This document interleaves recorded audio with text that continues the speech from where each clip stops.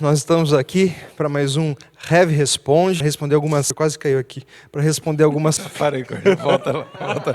Você não vai ficar quando caiu aqui. Aí, já ficou para eles ir lá com a gente. Olha só.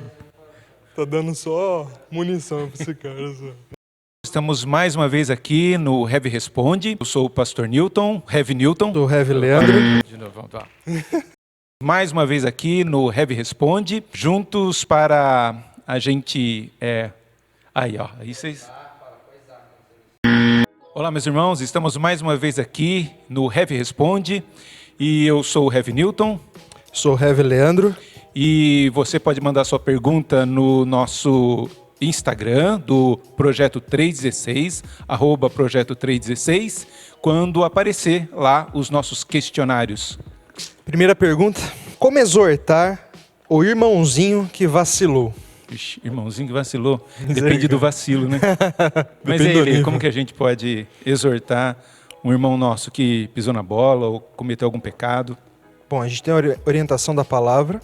Mateus 18, o Senhor Jesus fala que se algum irmão pecar contra você, vai arguí-lo, né? Ou seja, cria essa confrontação pessoal. Felizmente, muitos tendem a guardar, a não confrontar ou fazer de forma errada, né? Envolver terceiros. Mas o caminho melhor, às vezes não é o mais fácil, mas o melhor é a confrontação direta, em amor, com palavras temperadas. Isso, há um texto bíblico para isso. Você podia compartilhar com a gente? Das palavras temperadas? Isso. Colossenses, né? Paulo vai dizer que a sua palavra seja sempre temperada, agradável aos ouvidos. Essa é a ideia. Assim como tempero é agradável na nossa comida, na nossa refeição, uma palavra bendita, de forma oportuna, é agradável, né? Você tem que saber responder às pessoas. E no contexto ali está falando justamente para a gente aproveitar as oportunidades com os incrédulos. Então, mas eu gostaria que você falasse de Gálatas 6:1. Ah, tá. Então, agora eu entendi que você... Bom, Gálatas 6:1... Não era isso, entendeu? Falei das palavras temperadas, falei isso daí mesmo. Não, você falou Jesus. Isso. Então tá bom. Bom, vamos lá então. Isso, há um texto bíblico para isso, não é isso? Você podia compartilhar com a gente? Das palavras temperadas? Isso. Colossenses, né? Paulo vai dizer que...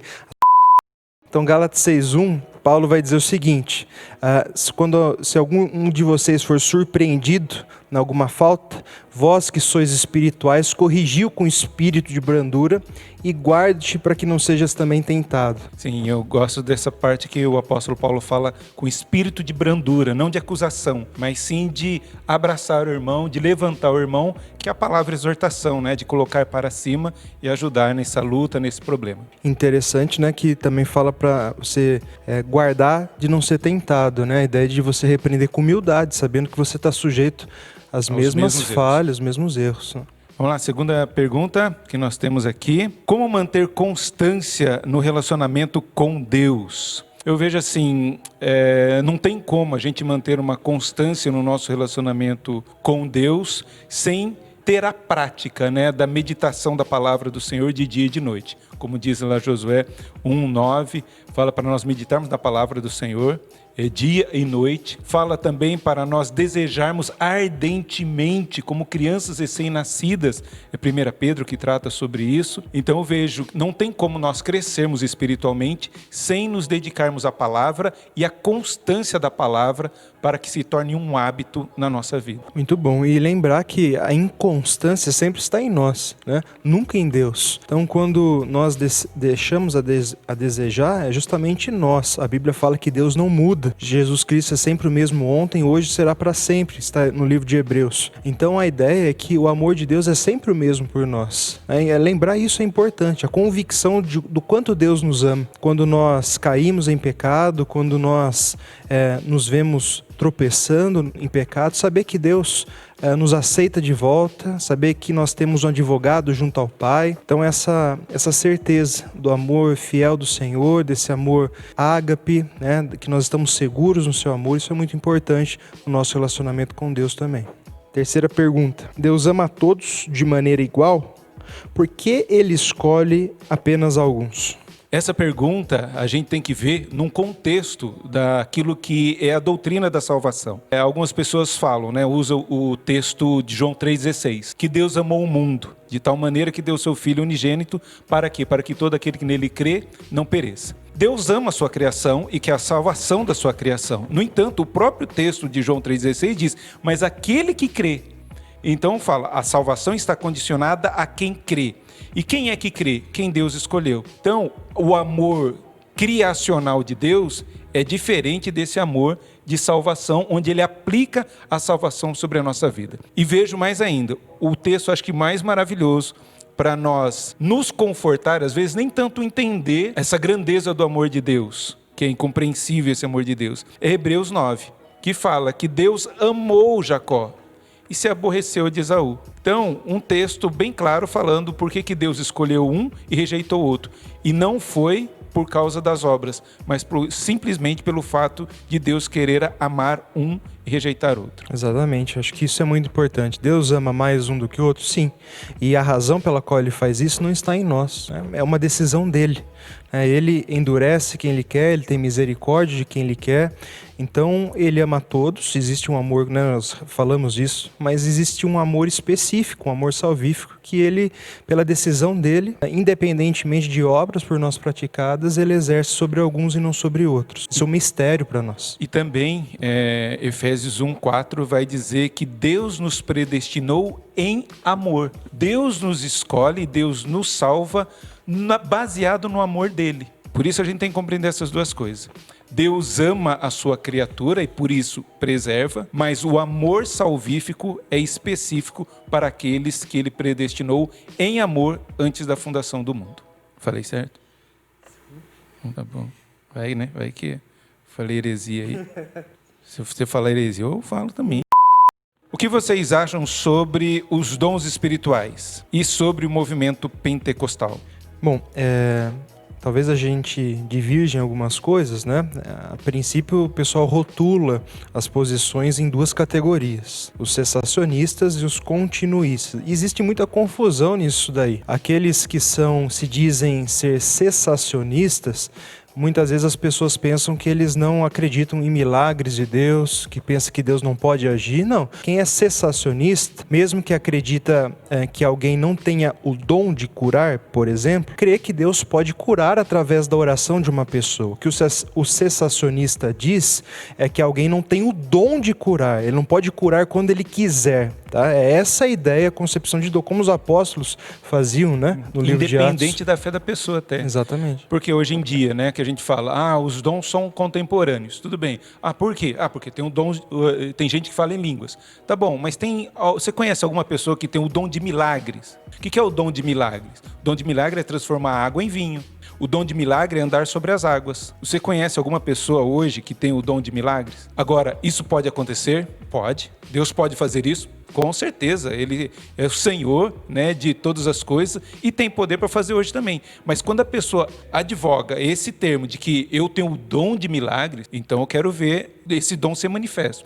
Assim também como a pessoa diz, eu tenho o dom de cura. E por que essas pessoas não vão nos hospitais manifestar, já que foi um dom que Deus deu para abençoar vidas? Por que não vá nos hospitais para poder curar os enfermos ali? Lembrando que era independente, muitas vezes, da fé da pessoa, que a pessoa era curada. Às vezes era assim, a pessoa cria e por causa disso ela era curada. Mas às vezes até a sombra do apóstolo Paulo, um lenço do apóstolo Paulo curava independente da fé. E é interessante quando as pessoas dizem, não curou, e por quê? Porque a pessoa não teve fé. A gente transfere o problema. Então a gente tem que tomar muito cuidado com isso aqui. Nós cremos que Deus é soberano para manifestar o seu poder nos dias de hoje. No entanto, o que nós vemos nas Escrituras é que muitos dons cessaram por causa da evidência da palavra de Deus. Uma outra coisa também, quando a gente lê literatura missionária, onde não se tem a pregação da palavra, onde não se tem a Bíblia na mão da pessoa, Deus se manifesta de maneira mais poderosa. Por quê? É através disso que as pessoas vão também ver e querer conhecer o Evangelho do Senhor Jesus. Talvez uma coisa a respeito de línguas, né? O irmão perguntou aqui sobre igreja pentecostal também, acredito que ele quer saber alguma coisa nesse sentido. Eu pessoalmente não acredito que língua seja um dom.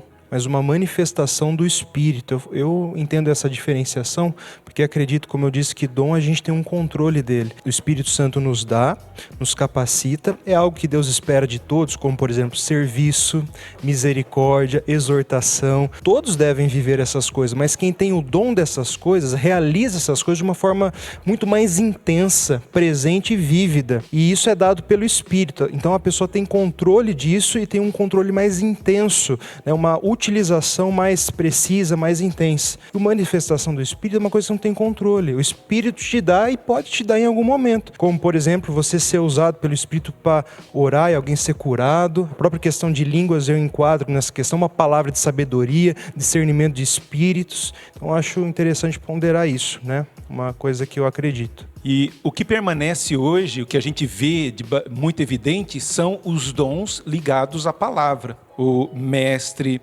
dom de ensino, a profecia. E profecia não é a profecia de prever o futuro, Exatamente. mas daquele de instruir através da palavra do Senhor. Esses dons são evidentes e nós devemos buscar, o apóstolo Paulo até fala, buscai os melhores dons. E ele sempre lista que esses dons ligados à palavra são os mais importantes. E sobre o movimento pentecostal? Bem, o movimento pentecostal é um dos maiores movimentos do nosso país, e creio até no mundo, e a gente vê gente realmente dedicada, buscando ao Senhor, servindo ao Senhor. E o movimento pentecostal, eles são salvos, eles creem no mesmo Jesus que nós cremos, creem que Jesus Cristo é o único Salvador, creem que a Bíblia é a única regra de fé e prática, creem que Jesus vai voltar e buscar a sua igreja. Temos pontos em comuns, algumas coisas doutrinárias que divergem. E esses pontos aí não devem evidenciar que nós somos melhores do que eles. O que eu tenho visto muitas vezes é uma arrogância protestante, reformada, dizer que nós somos melhores do que os pentecostais porque nós sabemos mais Bíblia. Não, no meio pentecostal há muita gente piedosa e que conhece Bíblia também. Apenas diverge doutrinariamente de alguns pontos nossos. Não é uma igreja, não é uma seita e não é uma igreja herege. Isso que a gente tem que entender e compreender. E é importante nós distingui-los dos neopentecostais, né? As igrejas neopentecostais, aí sim é uma outra coisa, a gente pode tratar numa outra situação, mas existe uma clara diferença, né, entre os pentecostais e os neopentecostais. Históricos, neopentecostais, eu até falo, nem tanto os neopentecostais, mas nem a ciência da religião consegue contextualizar, são pós-neopentecostal, porque há um sincretismo muito grande e que atrapalha até da gente conhecer que movimento é esse aí, certo? Espero ter te ajudado. Vamos lá. É com você. Essa aqui mesmo? É. Quando sai o TikTok do Reverendo Newton? Ó, eu pessoalmente eu não sei o espectro dessa pergunta, se é uma coisa boa ou ruim, se a pessoa está te ofendendo ou não, vou deixar para você responder. Você sabe pelo indivíduo que faz a pergunta, né? O balão.